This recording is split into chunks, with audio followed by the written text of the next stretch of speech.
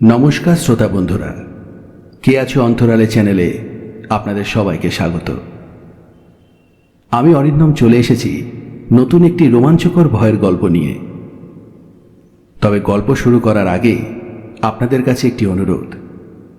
আমাদের এই গল্প এবং পরিবেশনা যদি আপনাদের ভালো লেগে থেকে থাকে তাহলে আমাদের চ্যানেলটিকে অবশ্যই সাবস্ক্রাইব করুন এবং বেল আইকনটি প্রেস করে অলে ক্লিক করে দেবেন, যাতে আমাদের পরবর্তী গল্পের নোটিফিকেশন সহজেই আপনারা পেয়ে যান। পাশাপাশি আমাদের এই ভিডিওটি লাইক করে আপনাদের বন্ধুদের সাথে শেয়ার করতে একেবারেই ভুলবেন না এবং কমেন্ট করে জানাবেন কে কোথা থেকে আমাদের আজকের এই গল্পটি শুনছেন। তাহলে শুরু করছি আজকের গল্প, আরশি রহস্য। রায়ান রায়। কলিগরা তাকে রায় বলে সম্বোধন করলেও পেশেন্টদের মাঝে সে ডক্টর রায় নামেই পরিচিত। তবে বাড়িতে ওর মা ওকে বাবাই আর মাসিমেশো রায়ান বলেই ডাকে। রায়ান একটি মধ্যবিত্ত পরিবার থেকে উঠে আসা ছেলে। ছেলেবেলায় বাবার মৃত্যুর পর ওর মাই বাবার চাকরিটা নিয়ে ওকে অনেক কষ্টে মানুষ করেন। রায়ানের বাবা ভারতীয় রেলের একজন নিচু পদের কর্মী ছিলেন, যার কারণে মাইনেটা ভীষণই কম পড়ে যেত ওদের সংসার চালাতে। তবুও রায়ানের মা সুমিত্রা দেবী হাজার কষ্টের মাঝেও ছেলেকে খুব যত্নেই মানুষ করেছেন। মায়ের পরে মাসিমেশো আর তাদের মেয়ে তিন্নিকে রায়ান নিজের কাছের মানুষ হিসেবে চেনে। ছোটবেলায় সুমিত্রা দেবী যখন কাজে যেতেন তখন রায়ানকে ওই মাসিমেশোর বাড়িতে রেখেই যেতেন তিনি।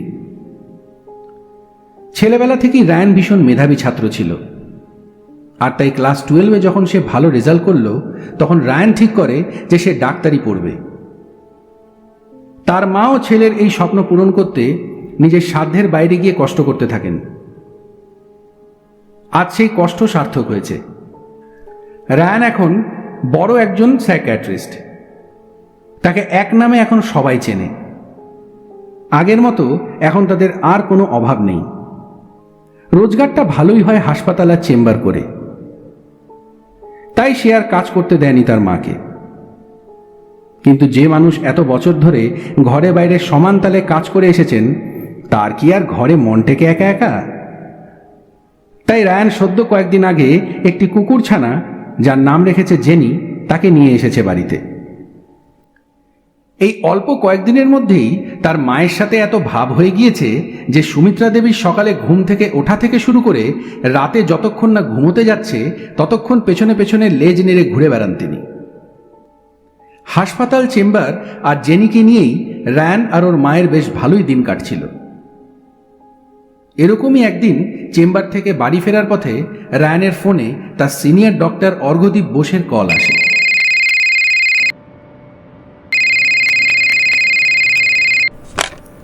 হ্যালো। হ্যালো ডক্টর রায়। হ্যাঁ স্যার, বলুন। হঠাৎ এমন সময় ফোন করলেন? কোনো এমার্জেন্সি হয়েছে কি? না না, তেমন এমার্জেন্সি কিছু না। আসলে আমার এক আত্মীয়র মেয়ের কিছু মানসিক সমস্যা দেখা দিয়েছে কদিন থেকে, আর আমিও এক জরুরি কাজে কদিনের জন্য শহরের বাইরে রয়েছি। বোঝই তো, ফ্যামিলি ম্যাটারে চট করে বাইরে কাউকে ইনভলভ করতে ঠিক ভরসা পাওয়া যায় না এখন। তবে তোমাকে ভরসাযোগ্য মনে হওয়াতে ফোনটা করে ফেললাম। কিছু মনে করো না যেন তুমি আবার। না না স্যার, এভাবে কেন বলছেন? আপনি যে এতটা যোগ্য মনে করেছেন আমাকে, এটাই তো আমার কাছে অনেক। বলুন স্যার, কিভাবে হেল্প করতে পারি আপনাকে? আচ্ছা, বেশ বেশ। তাহলে আগামীকালকে তুমি একবার আমার সেই আত্মীয়ের মেয়েকে একবার দেখে আসতে পারবে? আসলে বাবা মায়ের একমাত্র মেয়ে তো, বুঝতেই পারছো, তাই একটু ভয় পেয়ে আছেন ওনারা। সেটা বুঝতে পারছি স্যার। ঠিক আছে, আমি আগামীকাল গিয়ে একবার দেখে আসব। আপনি ঠিকানাটা একবার আমাকে SMS করে দিন। হ্যাঁ হ্যাঁ, নিশ্চয়ই। আমি এখনই তোমাকে ঠিকানাটা SMS করে দিচ্ছি। এই, অসংখ্য ধন্যবাদ তোমাকে রায়ান। রাখছি এখন তাহলে। Good night. Good night sir. Phone কাটার সাথে সাথেই ডক্টর বোসের SMS ঢোকে রায়ানের ফোনে। কিছুক্ষণের মধ্যে রায়ানও বাড়িতে পৌঁছে যায়। বাড়ি ফিরে সারাদিনের কাজের কথা আর তারপর ডক্টর বোসের আত্মীয়র মেয়েকে আগামীকাল দেখতে যাওয়ার বিষয়ে সে তার মাকে জানায়। আর সেই সাথে এটাও জানিয়ে রাখে যে তার মা যেন তার অপেক্ষা করে রাত্রে না খেয়ে বসে না থাকে। এরপর মায়ের সাথে সেই রাতে খাবার খেয়ে চেম্বারে তার অ্যাসিস্ট্যান্ট শম্ভুকে ফোন করে আগামীকালের সব অ্যাপয়েন্টমেন্ট ক্যান্সেল করে দিতে বলে রায়ান। যথারীতি পরের দিন সকালে হাসপাতালে চলে যায় সে। তারপর সেখানে রোগী দেখা শেষ করে সন্ধ্যে 6:30 নাগাদ রওনা দেয় ডক্টর বোসে সেই আত্মীয়ের বাড়ির উদ্দেশ্যে। বাড়ি চিনতে তেমন অসুবিধে হলো না রায়ানের, একদমই প্রায় বড় রাস্তার সামনে। আর তাছাড়া বাড়ির বাইরে একজন ভদ্রলোক সামনে পায়চারি করছিলেন, হয়তো উনিই সেই মেয়েটির মানে পেশেন্টের বাবা। রায়ানকে দেখে হাত নাড়িয়ে এগিয়ে এলেন ওর দিকে। গাড়ি থেকে নেমে বাড়ির বাইরেটা দেখে রায়ানের মনে হচ্ছিল যথেষ্ট বিত্তশালী পরিবার এনারা। তবে বাড়ির ভেতরে প্রবেশ করার পর ওর আর কোনো সন্দেহের অবকাশ রইল না। একটা কথাই মাথায় ঘুরতে থাকলো, এ তো বাড়ি নয়, যেন একটা আস্ত অ্যান্টিকের শোরুম। সারা বাড়ি জুড়ে শুধুই অ্যান্টিক জিনিসপত্রে ভর্তি। বেশ খানিকক্ষণ পর রায়ানকে সেই মেয়ের ঘরে নিয়ে যাওয়া হলো। রায়ান গিয়ে জানতে পারল মেয়েটির নাম হলো তিয়াশা। এরপর সকলকে ঘরের বাইরে বের করে দিয়ে রায়ান তিয়াশাকে পরীক্ষা করা শুরু করলো। এক পর্যায়ে মেয়েটিকে কথাবার্তার ছলে পরীক্ষা করে যা বুঝলো তাতে এমন সিরিয়াস কিছু মনে হলো না রায়ানের। কাঁচা বয়সে প্রেমে প্রত্যাখ্যান আর বড়লোক বাবা মায়ের একমাত্র মেয়ে হওয়াতে যা হয় আর কি। এরপর রায়ান বাইরে বেরিয়ে এসে মেয়েটির বাবার হাতে প্রেসক্রিপশন ধরিয়ে দেয়, আর তাতে সামান্য দু একটা ওষুধের সাথে একটা ঘুমের ওষুধ দিয়ে বলে, চিন্তা করবেন না স্যার, তিয়াশা সুস্থ হয়ে যাবে। শুধু ঠিকমতো খাওয়া দাওয়া করে ওষুধগুলো যেন সময় মতো খেয়ে নেয় আপনি একটু দেখে নেবেন। আর সম্ভব হলে মেয়েটির সাথে একটু বেশি সময় কাটানোর চেষ্টা করবেন, তাতে আপনার মেয়ে আরও দ্রুত সুস্থ হয়ে উঠতে পারে। আর 2 দিন পর এসে আমি তিয়াশাকে আরেকবার দেখে যাবক্ষণ। এই কথাটি বলে রায়ান বেরিয়ে যায় সেখান থেকে। এরপর সে গাড়িতে উঠে হাত ঘড়িতে সময় দেখে নিজের মনেই বলে ওঠে, আজ ফিরতে বড্ড লেট হয়ে গেল ওর। কে জানে ওর মা ডিনার করে ঠিকমতো ওষুধ খেলো কিনা। এসব চিন্তার মাঝেই সে বাড়ি পৌঁছে যায়। বাড়ি পৌঁছে সোজা নিজের মায়ের রুমে চলে যায়। রায়ানের কিছু বলার আগেই তার মা তাকে দেখে বলে ওঠেন, কি রে বাবাই, এত দেরি হলো যে? কিছু খেয়েছিলি সন্ধ্যাবেলা? হ্যাঁ, ওই পেশেন্টের বাড়িতে যাওয়ার আগে হালকা কিছু মুখে দিয়েছিলাম। আচ্ছা, তবে দেরি করিস না বেশি, এমনিতেই অনেক রাত করে ফিরছিস আজ বাড়িতে। হ্যাঁ হ্যাঁ, চিন্তা করো না, আমি ফ্রেশ হয়ে এসে এখনই খেয়ে নেব। কিন্তু তার আগে তুমি বলো তো, তুমি কি ডিনার করেছো? আর রাতের ওষুধগুলো ঠিক মতো নিয়েছিলে তো, নাকি সব গন্ডগোল করে ফেলেছো আবার? হ্যাঁ রে বাবা, সব ঠিক মতো করে নিয়েছি। কথা না শুনলে যে বাড়িতে এসেই বকাবকি শুরু করবি সেটা আমি ভালো করেই জানতাম। যাক, কথাটা শুনে বেশ ভালো লাগলো। খুশি হলাম শুনে যে তুমি আমার কথা শুনেছো। নাও এবার চলো, আমাকে খেতে দাও, ভীষণ খিদে পেয়েছে আমার। এরপর মা ছেলে রাতে খাবারের পর্ব মিটিয়ে ঘুমোতে চলে যায়। এভাবেই 2 দিন পর আবার রায়ান দেখতে যায় তিয়াশাকে। মেয়েটিকে প্রায় অনেকটা সুস্থ দেখে একটু যেন নিশ্চিন্ত হয় রায়ান। হাজার হোক তার সিনিয়রের সাথে সম্পর্কিত ব্যাপার এটি। এসবের মাঝেই তিয়াশার বাবা হাসি মুখে ঘরে এসে ঢোকেন এবং তিনি বলেন, ডাক্তারবাবু, আপনাকে অনেক ধন্যবাদ। আজকে আপনার চিকিৎসার জন্য আমার মেয়েটা এত তাড়াতাড়ি সুস্থ হয়ে গিয়েছে। দ্বীপ শহরে না থাকাতে সত্যিই আমরা ভীষণ চিন্তায় পড়ে গিয়েছিলাম মেয়েকে নিয়ে। ভদ্রলোকের এই কথাটি বলার সময় তিয়াশার মাও ঘরে এসে পড়েন। হ্যাঁ ডাক্তারবাবু, তিয়াশার বাবা ঠিকই বলেছে। আজকে আপনি না থাকলে সত্যিই মেয়েটাকে নিয়ে আরো চিন্তায় পড়ে যেতাম। আর এখন আপনার কথা মতোই আমরা আগের চেয়ে আরো বেশি ওর সাথে সময় কাটানোর চেষ্টা করছি। এরপর তিনি খাবারের একটি প্লেট রায়ানের দিকে এগিয়ে দিয়ে বলেন, নিন, সামান্য কিছু আয়োজন করেছি খাবারের।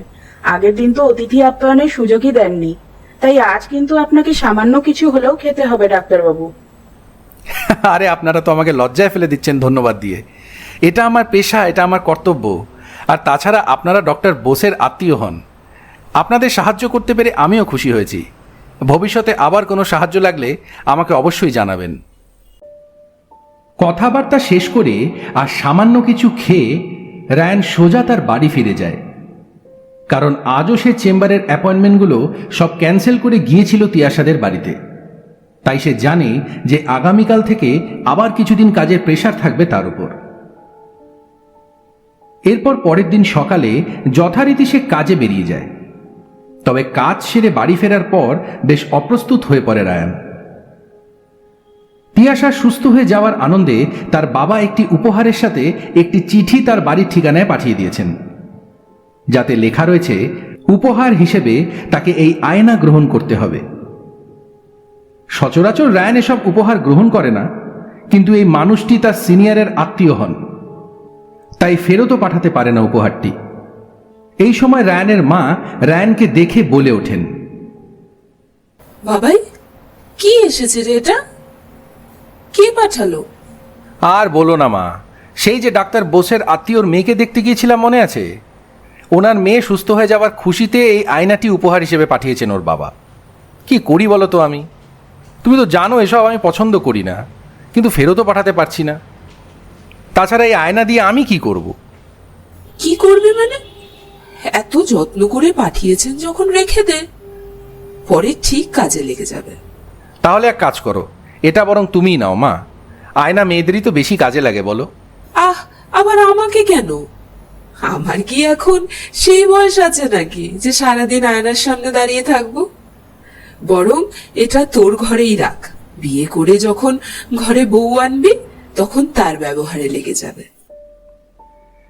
হেসে কথাগুলো বলে রায়ানের মা ঘর থেকে বেরিয়ে যান।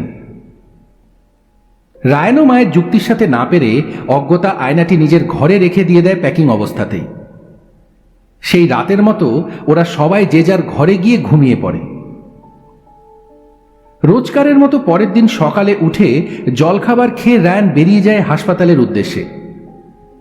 ডাক্তার বোসে সেই আত্মীয়ের বাড়িতে যাওয়ার জন্য যে অ্যাপয়েন্টমেন্টগুলো ক্যান্সেল করেছিল রায়ান, তাদের মধ্যে দু একজন আজ আবার হাসপাতালে এসেছে তার কাছে। যদিও চেম্বারের সবকিছু শম্ভুই ম্যানেজ করে সামলায়, তবু একদিন চেম্বার বন্ধ রাখলেই তার পরের দিন থেকে বেশ সমস্যায় পড়তে হয় হাসপাতাল আর চেম্বার নিয়ে রায়ানকে। দুদিন যাবৎ তাই আবার রায়ানের বেশ ধকল যাচ্ছে, আর বাড়ি ফিরতে ফিরতেও সেই রাত 11টা থেকে 11:30 বেজে যাচ্ছে। আজও তার ব্যতিক্রম হলো না। তবে আজকের রাতটা কেন জানি অন্য দিনের তুলনায় একটু অন্যরকম লাগছিল রায়ানের। হঠাৎই রাত 3টে নাগাদ তার ঘুমটা ভেঙে যায়। সারা ঘরটাতে কেমন যেন একটা হাড় কাঁপানো ঠান্ডা ভাব। কিন্তু রায়ান তো নিজের হাতে ঘরের সব দরজা জানলা বন্ধ করেছিল। তবে কি মা এসেছিল ঘরে? হয়তো ভুলবশত দরজাটা ঠিক মতো দেয়নি। উঠে গিয়ে রায়ান দেখে ঠিক তাই, দরজাটা ঠিক মতো টেনে দিয়ে যায়নি তার মা। এই 2 দিন যাবৎ ক্লিনিকে এত পেশেন্টের ভিড় হচ্ছে যে রাতে বাড়ি ফেরার পর রায়ান ডিনার সেরে সোজা নিজের রুমে গিয়ে ঘুমিয়ে পড়ছে। নয়তো আগে বাড়ি ফিরে অল্প সময়ের জন্য হলেও সে মায়ের সাথে বসে দুদণ্ড গল্প করত সারাদিনের ব্যস্ততা নিয়ে। এসব ভাবতে ভাবতেই সে বিছানা থেকে নেমে দরজা বন্ধ করে পেছন ফিরতেই মনে হলো কেউ যেন ওর বিছানার মাথার কাছ থেকে সরে গেল। বাড়িতে কোনো চোর ডাকাত ঢুকে পড়েছে কিনা ভেবে রায়ান জোরে চিৎকার করে বলে উঠল, কে কে ওখানে? কারুর সারা শব্দ না পেয়ে ঘরের আলো জ্বেলে চারিদিক দেখতে থাকে রায়ান, কিন্তু তেমন কিছু চোখে পড়ল না। এরপর ঘরের আলো নেভাতে গিয়ে হঠাৎই ওর নজর পড়ে ডক্টর বোসের আত্মীয়ের দেওয়া সেই উপহারের দিকে। সে তো ভুলেই গিয়েছিল উপহারটি খোলার কথা। তৎক্ষণাৎ সে খুলতে শুরু করে উপহারটি। মনে মনে বলতে বাধ্য হয়, না, লোকটির পছন্দ আছে মানতে হবে। সত্যি অসাধারণ নকশা আঁকা এই আয়নাটিতে, যে কেউ একবার দেখলেই মুগ্ধ হয়ে যাবে। রায়ান খেয়াল করে আয়নাটি খুব বড় বা খুব ছোটও নয়। ঘরের সঠিক জায়গায় দেওয়ালে টাঙিয়ে রাখলে দেখতে বেশ ভালোই লাগবে আয়নাটি। চমৎকার দেখতে আয়নাটা, চারপাশে অদ্ভুত সুন্দর নকশা করা বর্ডার। এরকম দেখতে একটা আয়না এই প্রথম দেখল রায়ান। এসব ভাবতে ভাবতে আয়নার দিকে তাকিয়ে যে কতক্ষণ বসে আছে রায়ান সে নিজেও জানে না। হঠাৎই মায়ের আর জেনির ঘেউ ঘেউ চিৎকারে রায়ানের ঘোর কাটে। চোখ তুলে তাকিয়ে দেখে ওর মা দরজা খুলে ওর রুমে এসে ডাকাডাকি করছে, আর জেনিও কেমন জানি অদ্ভুতভাবে ঘেউ ঘেউ করে চলেছে। কি রে বাবাই, কি হয়েছে তোর? সে কখন থেকে ডেকে যাচ্ছে তোকে? এমন মাঝরাতে এভাবে চিৎকার করছিলি কেন? আর এই আয়নাটা হাতে নিয়ে কি করছিস? কিছু না মা, আসলে রাতে হঠাৎই ঘুমটা ভেঙে যাওয়াতে দেখি দরজাটা খোলা। আমি ভেবেছি তুমি হয়তো ভুল করে আটকে দিয়ে যাওনি। উঠে তাই দরজা বন্ধ করতে গিয়েই মনে হলো আমার বিছানার মাথার কাছ দিয়ে কেউ একটা সরে গেল, তাই আর কি চোট টোট ঢুকেছে কিনা ভেবে চিৎকার করেছিলাম। কি বলছিস কি? চোর? কিন্তু আমি তো সব দরজা জানলা দেখে বন্ধ করেছিলাম। চোর কিভাবে ঢুকলো তাহলে? আর আমি তো তোর চিৎকার শুনে এই আসলাম, আগে দরজা কিভাবে খুলে যাব আমি? দেখ বাবাই, আমার কিন্তু এসব একদম ভালো ঠেকছে না। আহ মা, তোমাকে একটা কিছু বললেই হলো, এত প্যানিক করো না। এই জন্যই তোমায় কিছু বলতে চাই না আমি। যাও তুমি গিয়ে ঘুমিয়ে পড়ো এখন, কোনো চোট ঠোট ঢোকেনি। রাস্তার লাইটের আলোতে হয়তো আমি নিজের ছায়াকে চোর ভেবে ভুল করেছি। আর এই জেনিকে তোমার ঘরে নিয়ে যাও, শান্ত করো, সেই কখন থেকে ডেকেই চলেছে।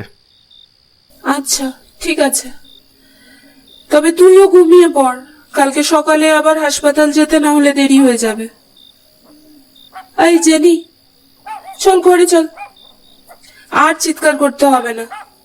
এরপর তো তোর চিৎকারে পুরো পাড়া জেগে যাবে। রায়ান দেখলো ওর মা প্রায় জোর করে জেনিকে নিজের ঘরে নিয়ে গেল। একটু অবাকই হলো সে। এতদিন ধরে দেখছে জেনিকে, কিন্তু কোনোদিনও এভাবে আচরণ করেনি জেনি। যাই হোক, রায়ান এসব চিন্তা আপাতত নিজের মাথার থেকে ঝেড়ে আবার ঘুমোতে যাওয়ার প্রস্তুতি নিল। তবে তার আগে আয়নাটি নিজের ঘরের দেওয়ালে টাঙিয়ে রাখল। পরের দিন সকালে স্বাভাবিকভাবেই দেরিতে ঘুম ভাঙল রায়ানের। জেনিও রোজকার মতো সুমিত্রা দেবীর পেছন পেছন ঘুরে বেড়াচ্ছে লেজ নেড়ে। দেরি হওয়াতে রায়ান প্রায় হুড়োহুড়ি করেই কোনো রকমে খাবার খেয়ে হাসপাতালের উদ্দেশ্যে বেরিয়ে যায়। সেদিন একটু তাড়াতাড়ি বাড়ি ফিরে এসে ডিনার সেরে শুয়ে পড়ে রায়ান। কিন্তু হঠাৎ আবার গতকাল রাতের মতো তার ঘুম ভেঙে যায়। আবার সারা ঘরে কেমন যেন একটা শীতল ভাব। আবার মা দরজা খুলে যায়নি তো?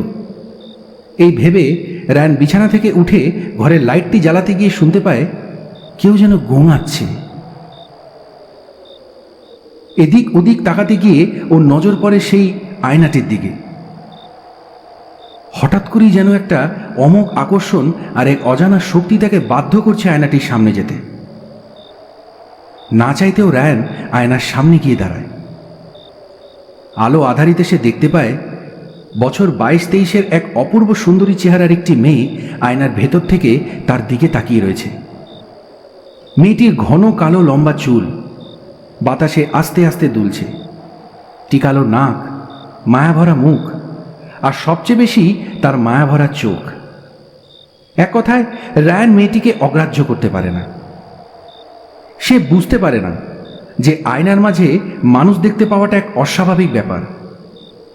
সেটিকে বাস্তব মনে করতে থাকে। চাপা কণ্ঠে রায়ান জিজ্ঞেস করে মেয়েটিকে, তুমি কে? তুমি এভাবে আয়নার মাঝে কিভাবে গেলে? তুমি কি গোঙাচ্ছিলে? মেয়েটি কিছুক্ষণ চুপ করে থাকে, তারপর বলে, হ্যাঁ, আমি তোমাকে ডাকার চেষ্টা করছিলাম রায়ান। কিন্তু কেন? আমাকে কেন ডাকছিলে? আর তুমি এই আয়নার ভেতরে গেলেই বা কিভাবে? কি তোমার পরিচয়? আর আমার নাম কিভাবে জানলে তুমি? কিন্তু কোনো কথা না বলে মেয়েটি এরপর অদৃশ্য হয়ে যায়। তাড়াতাড়ি ঘরের লাইট জ্বালিয়ে রায়ান দেখে আয়না তো স্বাভাবিকই রয়েছে। তাহলে এতক্ষণ কার সাথে কথা বলছিল সে? নাকি কাজের চাপে ঘুম ঠিক মতো হচ্ছে না? সেই জন্য হ্যালুসিনেশন হচ্ছে। এসব কথা ভেবে তার নিজেকেই কেমন জানি বোকা মনে হতে থাকে। লাইট নিভিয়ে তাই রায়ান আবার ঘুমোতে চলে গেলেও ওর মনের ভেতর একটা অস্বস্তি ভাব থেকেই যায়। স্বাভাবিকভাবেই পরের দিন রায়ান প্রায় সারাদিনই অন্যমনস্কভাবে শুধু ভেবে চলে, সে কি এতটা ভুল দেখল? অনেক চিন্তা করে রায়ান ঠিক করলো যে সে আজ রাতে ঘুমোবে না, জেগে থেকে দেখবে গতকাল রাতের ঘটনাটাই আবার ঘটছে কিনা। কারণ যদি এসব মিথ্যে হয় তবে তো লক্ষণ ভালো না। সে নিজে একজন এত বড় মনের ডাক্তার, তার কেন এরকম হচ্ছে সেটার কারণ খুঁজে না পেলে এত অসহায় মানুষ তার কাছে যে চিকিৎসা করতে আসে তাদেরই তো বিশ্বাস ভেঙে যাবে। যথারীতি চেম্বার থেকে বাড়ি ফিরে এসে রায়ান রাত্রে খাওয়া দাওয়া করে ঘুমিয়ে থাকার ভান করে থাকে। কিন্তু সারাদিনের পরিশ্রমে তার যে শরীর ক্লান্ত, তাই কখন যে ওর চোখে এসে ঘুম ধরা দিয়েছে সেটি রায়ান নিজেও বুঝতে পারে না। তবে তার ঘুম কেমন যেন খাপ ছাড়া হলো এবার। ঘুমের মধ্যে অস্বস্তিকর অনুভূতি হতে থাকে রায়ানের। মনে হচ্ছে কেউ যেন তাকে দেখছে এক দৃষ্টিতে। আবার রায়ানের ঘুমটা ভেঙে যায়। তবে আজ কোনো গোঙানির আওয়াজ হচ্ছে না, মনে হচ্ছে কেউ যেন গুনগুন করে গাইছে। গতকাল রাতে আয়নার সেই মেয়েটির কথা ভেবে দ্রুত আয়নার দিকে এগিয়ে গেল রায়ান। দেখতে পেল মেয়েটি গান গাইছে। তবে রায়ানকে দেখে সে চুপ হয়ে গেছে। রায়ান মেয়েটিকে লক্ষ্য করে আবার সম্মুখে প্রশ্ন ছুড়ে দেয়, এই মেয়ে, তুমি কাল কোথায় চলে গিয়েছিলে? আর আমার প্রশ্নের উত্তর দিলে না কেন তুমি? তোমার পরিচয় কি বলো তো? আর এই আয়নার ভেতরে কিভাবে প্রবেশ করেছো তুমি?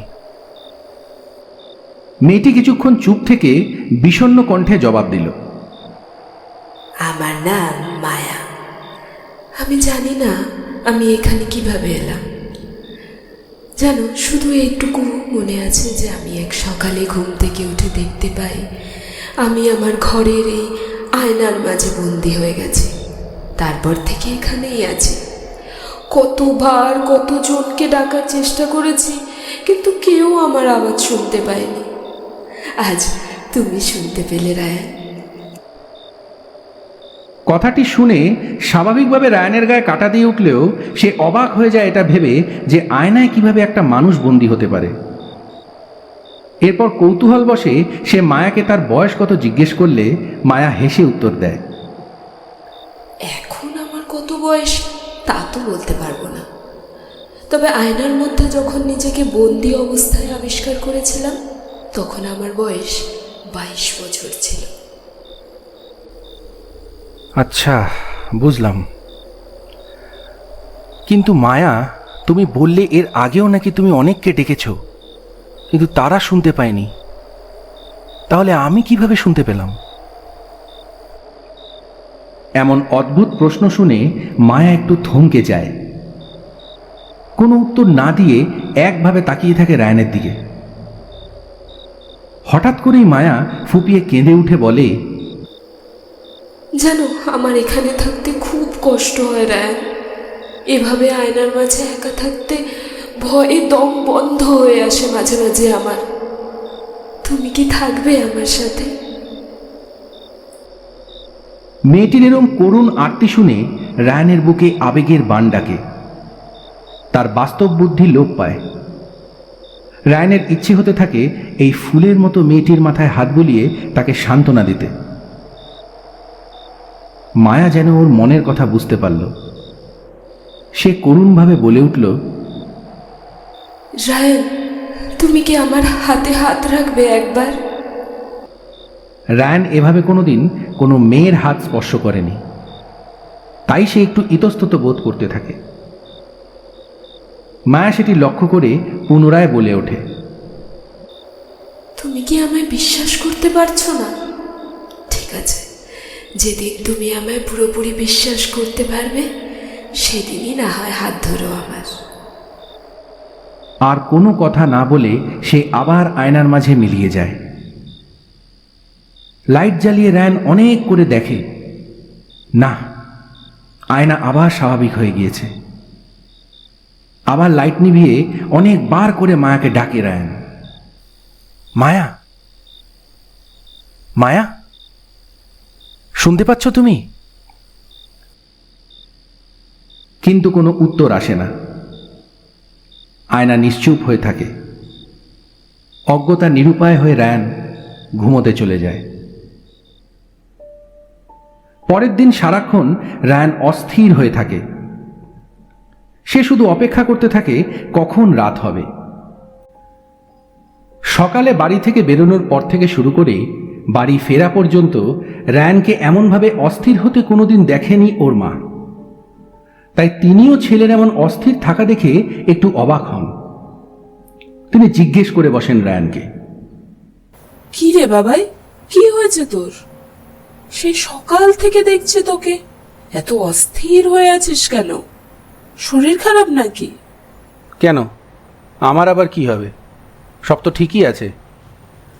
আসলে কাজের চাপটা একটু বেড়েছে তো আবার, তাই একটু ক্লান্ত আছি আর কি। কথাটি যত সহজে রায়ান বলল তত সহজে ওর মা মন থেকে মানতে পারলেন না। তবে তিনি সেটা প্রকাশ করেননি। ওইদিকে রায়ান রাতের খাবার খেয়ে যথারীতি নিজের ঘরে চলে গেল। ঘরের লাইট নিভিয়ে রুমের দরজা বন্ধ করে অপেক্ষা করতে লাগলো মায়ার জন্য।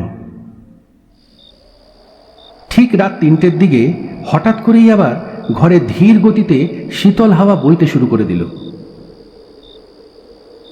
রায়ান বুঝতে পারে না রোজ রাতে এই ঠান্ডা শীতল বাতাস কোথা থেকে আসে ওর ঘরে।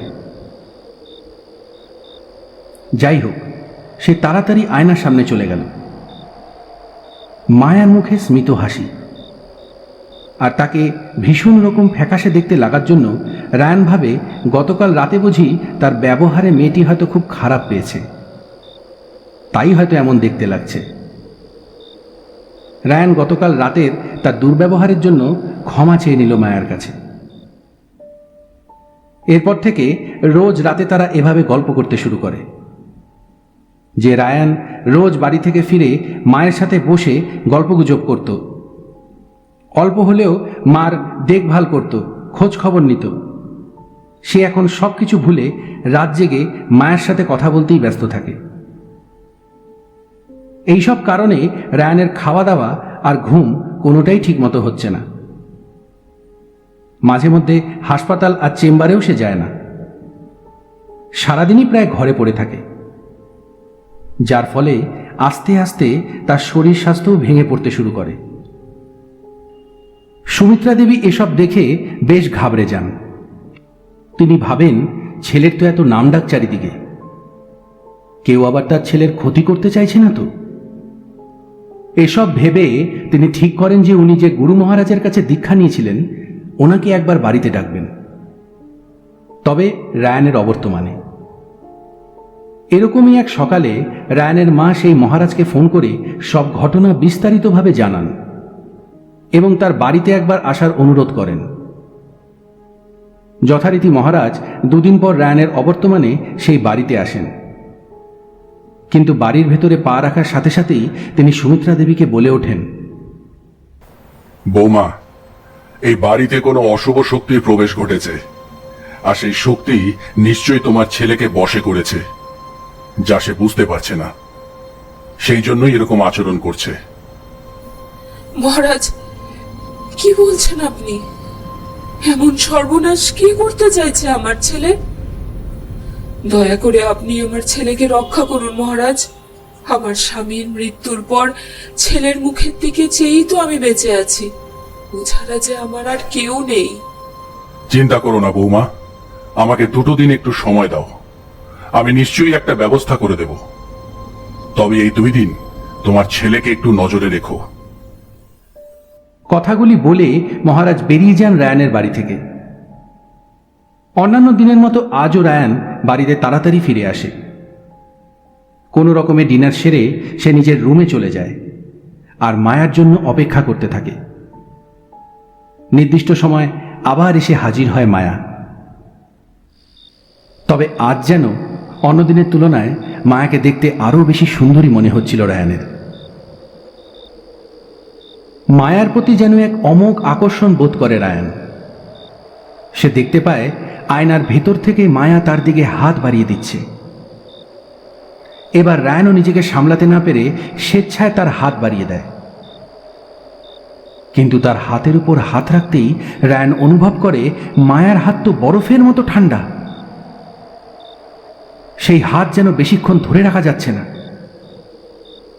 রায়ান নিজের হাত সরিয়ে নিতে চায়, কিন্তু অবাক হয়ে দেখে যে সে কিছুতেই তার হাত সরাতে পারছে না। এরপর মায়ের চোখের দিকে তাকিয়ে চমকে ওঠে রায়ান। তার চোখে মুখে কেমন এক উল্লাস দেখা দিচ্ছে। ভীষণ লোভে চোখ ঝকঝক করছে তার। রায়ান আতঙ্কে স্তব্ধ হয়ে যায়। দেখতে পায় মায়া আস্তে আস্তে রূপ পরিবর্তন করছে নিজের। ভয়ে রায়ান চিৎকার করে ওঠে, কে কে তুমি? এ কি ভীষণ চেহারা তোমার! রায়ান আবিষ্কার করে যে মায়া একটি বিশ্রী দেখতে বৃদ্ধার চেহারা ধারণ করছে। সাদা শনের মতো চুল তার, শত শত বছরের পুরনো চামড়ার মতো তার ত্বক ঝুলে পড়েছে। লাল জিহ্বা মাঝে মাঝে সাপের মতো লকলক করছে। চোখে মুখে এক তীব্র জিঘাংসা নিয়ে খিলখিল করে বিশ্রীভাবে হাসছে সেই বৃদ্ধা। রায়ান ভয় পেয়ে মা বলে চিৎকার করে ওঠে।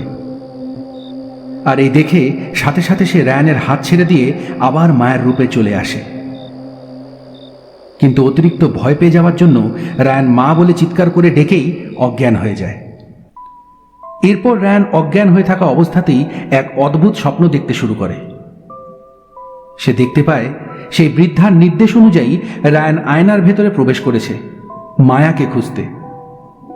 কিন্তু এসব করতে গিয়ে সে সেই আয়নার অন্তহীন গোলকধাঁধায় আটকে পড়ে গেছে। কিছুতেই সে বেরোনোর জায়গা খুঁজে পাচ্ছে না। আর তার এমন অবস্থা দেখে খিলখিল করে হেসে সেই বৃদ্ধা আরো ভয়ঙ্কর রূপ ধারণ করছে। এমন ভয়ঙ্কর দুঃস্বপ্ন দেখে মায়া বলে চিৎকার করে উঠে বসে রায়ান। মায়া! জ্ঞান ফেরার পর সে দেখতে পায় জেনি আর তার মা পাশে বসে রয়েছে। রায়ান কিছুই বুঝে উঠতে পারে না।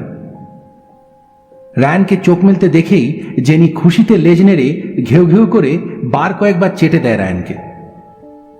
মা আর জেনিকে ছাড়াও রায়ান দেখতে পায় ঘরে আরো অনেক লোকজন রয়েছেন। তাদের মধ্যে সিনিয়র ডক্টর বোসও রয়েছেন। রায়ানের জ্ঞান ফেরার পরই সুমিত্রা দেবী জিজ্ঞেস করেন, কিরে বাবাই, শরীর কেমন লাগছে এখন তোর? কাল রাতে কি হয়েছিল যে ওভাবে চিৎকার করছিলে? ঘুমের ঘরে বারবার মায়া বলে বিড়বিড় করে কাকে ডাকছিলি তুই? কে এই মায়া? কোনো প্রশ্নের উত্তর না দিয়ে রায়ান বলে ওঠে, ঘরে এত লোকজন কেন মা? কি হয়েছে বলো তো? আসলে ওভাবে তোর চিৎকার শুনে আমি যখন তোর ঘরে আসি তখন এসে দেখি তুই মেঝেতে পড়ে রয়েছিস অজ্ঞান হয়ে। আমি তো ভীষণ ভয় পেয়ে গেছিলাম রে বাবাই, বুঝতে পারছিলাম না যে কি করব। তাই প্রথমে ডক্টর বোসকে আমি ফোন করে ফেলি, তারপর আশেপাশের বাড়ির 2-1 জনকে ফোন করি যদি কোনো এমার্জেন্সিতে তোকে হাসপাতালে নিয়ে যেতে হয়। রায়ান এসব শুনে কি বলবে বুঝতে পারে না। তার সাথে রাতে যে ঘটনা ঘটেছে সে তো নিজেই বুঝতে পারছে না কেন আর কিভাবে হলো এসব। মায়া কোথায় চলে গেল? আর সেই বৃদ্ধাটি বা কোথা থেকে এলো হঠাৎ করে মায়ের জায়গায়? এসব কথা কাউকে বললে তো কেউ বিশ্বাসও করবে না। কিন্তু মায়াকে তো খুঁজে বের করতেই হবে। ওই বৃদ্ধাটি নিশ্চয়ই মায়ের কোনো ক্ষতি করেছে, কিন্তু রাত না হওয়া পর্যন্ত তো কিছুই করা সম্ভব নয়। এসব চিন্তার মাঝে রায়ান তার মাকে একটু এড়িয়ে যাওয়ার জন্যই বলল, শরীরটা খুব খারাপ লাগছিল মা, সেজন্য তোমাকেই ডাকতে যাচ্ছিলাম। কিন্তু তখনই হঠাৎ মাথাটা ঘুরে যাওয়াতে তোমাকে চিৎকার করে ডেকে অজ্ঞান হয়ে গেছিলাম হয়তো। আর মা, এই বাড়িতে তুমি ছাড়া আর কে আছে যাকে ডাকতে পারি আমি বলো তো? তুমি আজকাল দেখছি কানেও বড্ড কম শুনতে পাচ্ছ। তুমি এত চিন্তা করো না, আমি এখন ঠিক আছি। আর যদি কিছু মনে না করো তাহলে তোমরা ঘরটা একটু খালি করে দেবে? আমার খুব টায়ার্ড লাগছে, রেস্ট নিতে চাই একটু। কি জানি বাবা, হতে পারে কানে কম শুনেছি হয়তো। যাই হোক, তুই এখন রেস্ট কর, আমরা সবাই বাইরে আছি, কিছু দরকার পড়লে আমাকে ডাকিস, আমি চলে আসব। আর তুই কিন্তু এখন একদম উঠবি না বিছানা থেকে। এইসব কথাবার্তার মাঝেই সেই মহারাজও তার দুই শিষ্যকে নিয়ে রায়ানের ঘরে এসে প্রবেশ করেন। ছেলের এমন অবস্থা দেখে ভয় পেয়ে সুমিত্রা দেবী মহারাজকেও ফোন করেছিলেন। তাই তিনি রায়ানকে দেখতে আসেন আরো সমস্যার গভীরতা কতটা সেটা বুঝে নিতে। কিন্তু ঘরে ঢুকেই প্রথমেই তার নজর পড়ে সেই আয়নার দিকে। এমন অদ্ভুত সুন্দর আয়না দেখে তিনিও মুগ্ধ হয়ে আকর্ষণ বোধ করেন। আয়নার এমন সুন্দর নকশা আঁকা দেখে তিনি সেটি স্পর্শ করতে গিয়ে চমকে ওঠেন। এ যে সাধারণ আয়না নয়। মহারাজ অনুভব করলেন নিশ্চয়ই সেই অশুভ শক্তি এই আয়নার ভেতরে রয়েছে, যে রায়ানকে বশে করে রেখেছে এতদিন থেকে। তৎক্ষণাৎই তিনি রায়ানের মাকে বলে তার শিষ্যদের সাহায্যে আয়নাটি খোলার চেষ্টা করেন। সেই দেখে রায়ান চিৎকার করে বলে ওঠে, তোমরা আয়নাটা কেন খুলছো? হ্যাঁ, খুলবে না একদম, যেখানে রয়েছে সেখানেই রেখে দাও আয়নাটাকে। মহারাজ রায়ানের এমন রূপ দেখে বুঝতে পারলেন তিনি যা সন্দেহ করেছিলেন সেটাই সত্যি। কিন্তু ডক্টর বোস ব্যাপারটা দেখে একটু অবাক হয়ে যান, কারণ বিগত কয়েক বছর থেকে তিনি রায়ানকে দেখছেন, কিন্তু ওকে এভাবে রেগে কথা বলতে তিনি কখনো দেখেননি। রায়ানের এমন আচরণ দেখে তিনি তাই জিজ্ঞেস করে বসেন, ডক্টর রায়, তুমি একটা সামান্য আয়না নিয়ে এভাবে কেন রিয়াক্ট করছো? আপনি ওসব বুঝবেন না স্যার। আমি যখন একবার বলেছি এই আয়না আমার ঘরের বাইরে যাবে না মানে যাবে না।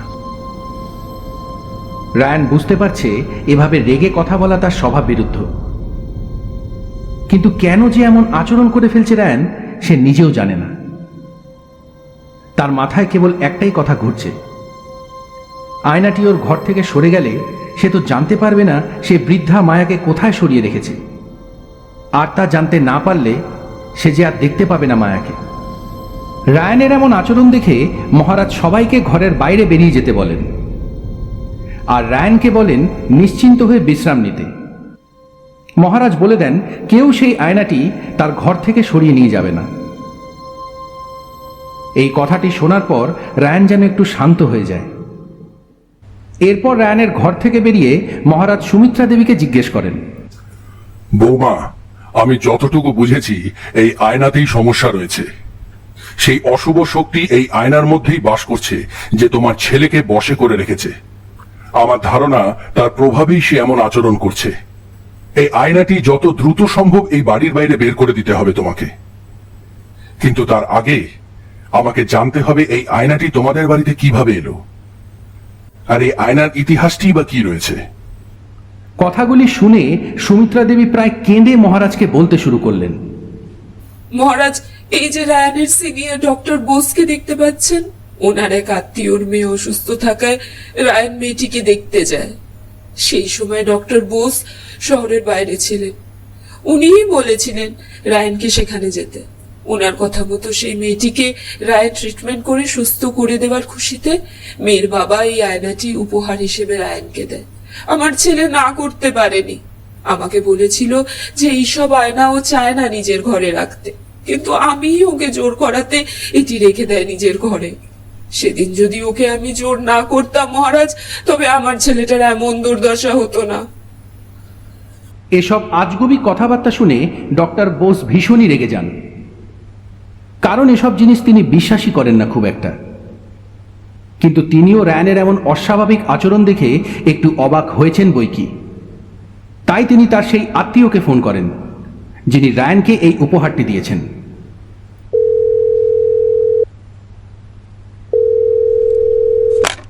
হ্যালো, আমি দীপ বলছিলাম। হ্যাঁ হ্যাঁ, বল, কি খবর তোর? অনেকদিন পর ফোন করলি দেখি। হ্যাঁ, আসলে তোকে একটা দরকারে ফোন করেছিলাম। হ্যাঁ বল না, কি দরকার? তোর মনে আছে ডক্টর রায়ের কথা? সেই যে আমি শহরের বাইরে থাকাতে তোর মেয়েকে দেখার জন্য একজন ডক্টর রেফার করেছিলাম, তার ব্যাপারে কথা বলতে একটু ফোন করেছিলাম তোকে। আরে ওনার কথা কেন মনে থাকবে না? উনি যা উপকার করেছিলেন আমার মেয়েকে সুস্থ করে দিয়ে, সে কি বলতে পারি? মেয়েটি আমার সুস্থ হয়ে যাওয়াতে খুশিতে ওনাকে একটা আয়না উপহার করেছিলাম আমি। জানি না ওনার পছন্দ হয়েছে কিনা, তা কাজে কর্মে ব্যস্ত থাকায় আর খবর নিয়ে ওঠা হয়নি। তা হঠাৎ ওনাকে নিয়ে কথা বলছিস তুই আমার সাথে? কোনো সমস্যা হয়েছে কি? সমস্যা তো একটা হয়েছে বটেই, তবে তার আগে বল, তুই যে উপহারটি দিয়েছিস তা তুই কিভাবে পেয়েছিস সেটা? এর কোনো ইতিহাস কি তোর জানা আছে? আর যদি না জানা থাকে তাহলে আমাকে একটু খোঁজ নিয়ে জানাতে পারবি, খুব ভালো হয়। হ্যাঁ, সে নিশ্চয়ই জানাবো। দেখ, তুই তো জানিসই আমার পুরোনো দিনের জিনিস কালেক্ট করতে কত ভালো লাগে। তাই যখন জানতে পারলাম আয়নাটি নিলামে উঠেছে, তখন আর কি কিনে ফেলি। এর থেকে বেশি আমার কিছু জানা নেই, তবে আমাকে একটু সময় দে, আমি তোকে খোঁজ নিয়ে জানাচ্ছি। ঘণ্টাখানেক পর সেই আত্মীয় ফোন করলেন ডক্টর বোসকে এবং তিনি জানালেন, হ্যাঁ বল।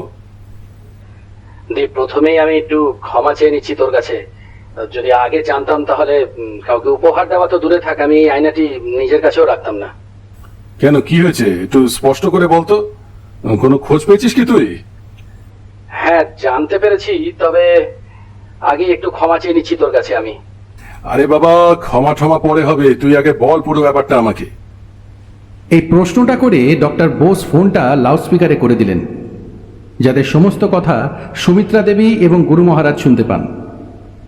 কিন্তু সেই আত্মীয় যা বললেন তার জন্য মোটেই কেউ প্রস্তুত ছিল না। এই আয়নার ইতিহাস সম্বন্ধে আমি যে কয়জনকে জিজ্ঞেস করলাম আর ইন্টারনেট থেকে আমি যতটুকু জানতে পারলাম, তাতে এতটুকু বুঝেছি যে এই আয়নাটি হচ্ছে অভিশপ্ত আয়না। এটি অনেক বছরের পুরনো, তাও প্রায় আনুমানিক 250 বছর তো হবেই। সঠিক কারণ জানতে পারিনি, তবে এতটুকু জানতে পেরেছি যে কোনো এক কাপালিক নাকি তন্ত্রবিদ্যা প্রয়োগ করে একটি মেয়ের আত্মাকে এই আয়নার ভেতরে বন্দি করেছিল। তারপর থেকে এই আয়না যার যার বাড়িতে গিয়েছে, সেই বাড়িতেই কিছু না কিছু অঘটন ঘটেছে। দেখ, এতটুকু সময়ের মধ্যে আমি এর থেকে বেশি কিছু জানতে পারিনি। আমি জানি না ডক্টর রায়ের সঠিক কি হয়েছে, তবে যত দ্রুত সম্ভব ওই আয়না তোরা বাড়ির থেকে বের করে দে। আমি চাই না ডক্টর রয় এবং তার পরিবারের কোনো ক্ষতি হোক। আর আমি এমন একটি জিনিস না জেনে উপহার দেওয়ার জন্য আমি আরেকবার তোর কাছে ক্ষমা চেয়ে নিচ্ছি। আর এখন ক্ষমা চেয়ে কি হবে বল, ভুল তো মানুষ মাত্রই হয় জানি। তবে এরপর থেকে কোনো কিছু কেনার আগে একটু ভালো করে যাচাই করে নিস। যাই হোক, রাখছি তাহলে, পরে কল করছি তোকে। কথাটি বলে ফোন কেটে দেন ডক্টর বোস।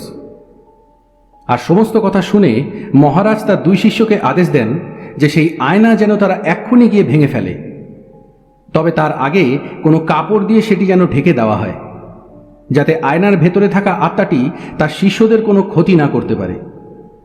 শিষ্যদের আয়নার দিকে এগিয়ে যেতে দেখে রায়ান চিৎকার করে বলতে শুরু করে, এই, তোমরা কে? তোমরা আয়নাটা ভাঙতে যাচ্ছ কেন? ওটা ভাঙবে না, একদম ভাঙবে না। আয়নাটা ভেঙে দিলে মায়া মুক্তি পাবে না, ও কষ্ট পাচ্ছে ভেতরে। ওই বৃদ্ধাটি ওকে আটকে রেখেছে ওখানে, তোমরা সরে যাও এখান থেকে। রায়ানের এই সমস্ত কথায় কোনো ভ্রুক্ষেপ না করে ওই 2 শিষ্য আয়না ভাঙতে উদ্যত হলেন। কিন্তু আশ্চর্যের বিষয় হচ্ছে আয়নাকে কোনোভাবেই ভাঙা যাচ্ছে না। এই সমস্ত কিছু দেখে এবার মহারাজ সুমিত্রা দেবীকে বললেন, বৌমা, তুমি গিয়ে রায়ানকে সামলাও। যা বুঝতে পারছি, আমাকে একটা হোম যজ্ঞের আয়োজন করতে হবে এই বাড়িতে। সেটা না করলে এই আত্মার থেকে এভাবে মুক্তি পাওয়া যাবে বলে তো মনে হয় না আমার। আমি আমার শিশুদের বলছি সব ব্যবস্থা করতে। তুমি শুধু খেয়াল রাখবে তোমার ছেলে যেন কোনোভাবে এই আয়নার সংস্পর্শে না আসতে পারে। যথারীতি মহারাজ সমস্ত আয়োজন করে যজ্ঞ করতে বসে পড়েন। আর যজ্ঞ শুরু হবার সাথে সাথে রায়ান অস্থির হতে শুরু করে। সে বারবার কেবল এক কথা বলতে থাকে, আমাকে যেতে দাও, আমি মায়ের কাছে যাব। মা, মা, ওদেরকে আটকাও মা, আমাকে যেতে হবে ওর কাছে। কেন বুঝতে চাইছো না তোমরা? অপরদিকে মহারাজ যতবার সেই যজ্ঞে ঘৃতাহুতি দিচ্ছেন, ততবারই এক বিকট আওয়াজ করে উঠছে সেই আত্মা। আর রায়ানকে বারবার ডেকে বলছে, রায়ান, আমাকে বাঁচাও, ওরা যে আমাকে তোমার থেকে দূরে করতে চাইছে। আমার সমস্ত শরীর পুড়ে যাচ্ছে মনে হচ্ছে, আমার খুব কষ্ট হচ্ছে। তুমি আমাকে বাঁচাও, থামতে বলো তুমি সবাইকে, এরকম করো না আমার সঙ্গে। এসব শুনে রায়ান আরো অস্থির হয়ে ওঠে এবং চিৎকার করে বলতে থাকে সবাইকে যজ্ঞ থামিয়ে দিতে। ছেলের এমন রূপ দেখে আর কথাবার্তা শুনে সুমিত্রা দেবী আরও ভয় পেয়ে যান। প্রচণ্ড কাঁদতে থাকেন, কিন্তু ছেলেকে রক্ষা করতে গেলে যে ভয় পেলে চলবে না। মহারাজের নির্দেশে ঠাকুরের নাম নিয়ে তিনি নিজের সর্বস্ব শক্তি দিয়ে রায়ানকে জড়িয়ে ধরে রাখেন। অপরদিকে মহারাজ যজ্ঞের শেষ পর্যায়ে এসে একটি লোহার ধাতব বস্তু দ্বারা মন্ত্রোচ্চারণ সহিত আয়নাটিকে সজোরে আঘাত করে তার কাজ ভেঙে দেন। সাথে সাথে সেই আত্মা সেই আয়না থেকে উচ্চস্বরে চিৎকার করে বেরিয়ে কোথায় যেন অদৃশ্য হয়ে যায়। সাথে সাথেই সম্মোহনের প্রভাব কেটে গিয়ে রায়ানও তার জ্ঞান হারিয়ে মায়ের কোলে ঢলে পড়ে। ছেলের এমন অবস্থা দেখে রায়ানের মা ভয় পেলেও মহারাজ তাকে আশ্বস্ত করে বলেন, আর ভয়ের কোনো কারণ নেই বৌমা, তোমার ছেলে আবার সুস্থ হয়ে স্বাভাবিক জীবনযাপন করতে পারবে। তবে তাও তোমার মনের শান্তি আর রায়ানকে যেন আর কোনো সমস্যার সম্মুখীন হতে না হয়, সেই জন্য আমি এক মন্ত্রপুত সুতো ওর হাতে বেঁধে দিচ্ছি। আর তোমাদের বাড়িতে যেন কোনো অশুভ শক্তি প্রবেশ করতে না পারে ভবিষ্যতে, সেই জন্য বাড়ি বন্ধন করে দিয়ে যাচ্ছি। কিন্তু মনে থাকে যেন প্রত্যেক 5 বছর পর পর নতুন করে বাড়ি বন্ধনের প্রক্রিয়া করতে হবে, নয়তো আবার কোনো অশুভ শক্তি প্রবেশ করতে পারে তোমাদের বাড়িতে। এই ঘটনার পর প্রায় 6 থেকে 7 মাস কেটে গিয়েছে। স্বাভাবিক নিয়মেই রায়ান আর সুমিত্রা দেবীর জীবন বয়ে চলছে। তবুও সুমিত্রা দেবী কেন জানি না পুরোপুরি ভয়মুক্ত হতে পারেননি এখনো। রায়ান এখনো কোনো আয়না সামনে দেখতে পেলেই মায়ের কথা মনে করে, কিন্তু সে জানে না সেই দিনের যজ্ঞের পর মায়া কোথায় চলে গিয়েছে। আসলে সেই দিনের কোনো কথাই রায়ানের সেরকম খুব একটা মনে নেই। এরকমই একদিন চেম্বারে আসা শেষ পেশেন্টকে দেখে রায়ান যখন বাড়ি ফেরার প্রস্তুতি নিচ্ছিল, ঠিক সেই সময় একটি আওয়াজ রায়ানের কানে ভেসে ওঠে। রায়ান, ও রায়ান, শুনতে পারছো? গলার আওয়াজ পেয়ে রায়ান তাড়াতাড়ি চেম্বারের বাইরে বেরিয়ে এসে উকি ঝুঁকি মেরে কাউকে দেখতে না পেয়ে শম্ভুকে জিজ্ঞেস করে, এই শম্ভু, কোনো পেশেন্ট দেখা বাকি রয়েছে নাকি রে? কেউ কি ডাকলো আমাকে? কই না তো, আমি তো এখানেই বসে রয়েছি কখন থেকে, কেউ এলে তো দেখতে পেতাম। হ্যাঁ ঠিক আছে, তুই যা। রায়ান শম্ভুর সাথে কথা বলে নিজের চেম্বারে আবার ঢুকে পড়ে আর ভাবতে থাকে, সে কি এতটা ভুল শুনল? তবে কে জানে, হতে পারে শেষ কয়েক মাস আগেও তার যা পরিস্থিতি হয়েছিল তাতে এমন উল্টোপাল্টা শোনা খুব একটা অস্বাভাবিক কিছু না। এসব ভেবে নিজের চেম্বারে বসতে গিয়ে আবার সেই চেনা গলার আওয়াজ ভেসে এলো, রায়ান, ও রায়ান, চিনতে পারছো না আমাকে? চমকে উঠল রায়ান। এই যে মায়ের গলার আওয়াজ, কিন্তু সে কিভাবে এলো এখানে? আর তার আওয়াজই বা আসছে কোথা থেকে?